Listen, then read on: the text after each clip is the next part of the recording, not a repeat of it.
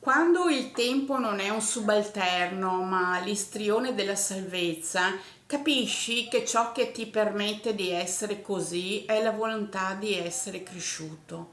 Già abbastanza nel grembo di chi ti vuole e desiderava, da oltre l'oceano, perché è visibile a tutti che nonostante il calore umano e il cuore che vola, è giovane e ristagna la polvere, come se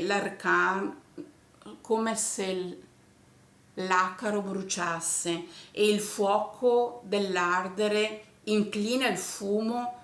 Fuoco, eccoti dentro di me. Sei o non sei l'esistere del mondo? Cribio, io ti celo e svelo. Dentro di me l'ipocrisia di un'ora, mai vissuta. Vuoi viverla? Ora io sono nel qua dove il mai è per te. Sorriso tenero,